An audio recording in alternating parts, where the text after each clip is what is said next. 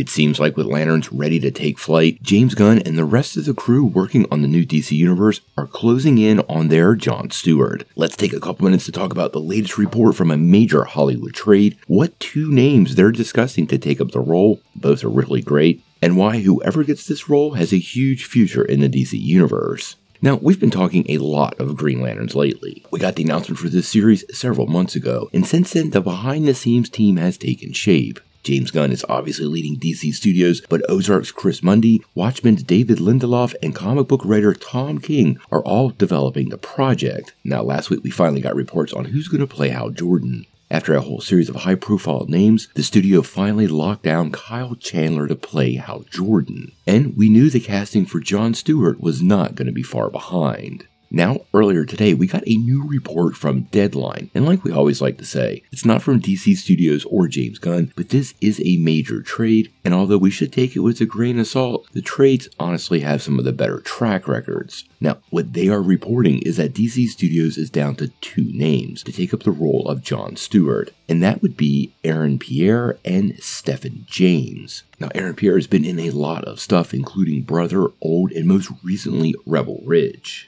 So he is a rising star, but so is Stephan James, who's been in a lot of stuff going back to 2012 with a huge presence on the big and small screen.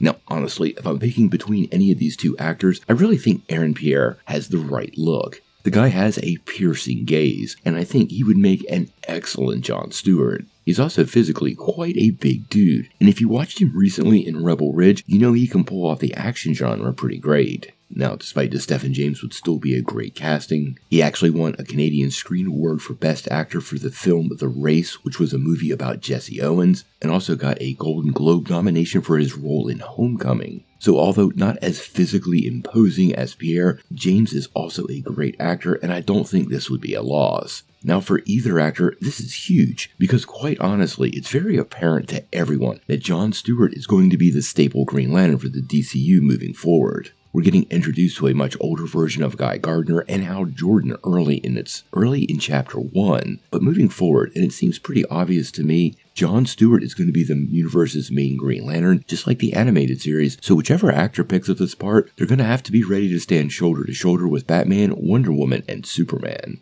Now, we do know Lanterns is set to kick off production early next year, and more than likely, we won't see it before late 2025 or early 2026. Green Lantern mythos is going to play huge in the DCU moving forward. Both of these actors are excellent and either could do a great job with the character, even though I have my preference in Pierre, but whoever picks up the role, it's a huge win for their career, and I'm sure they'll make the most of it.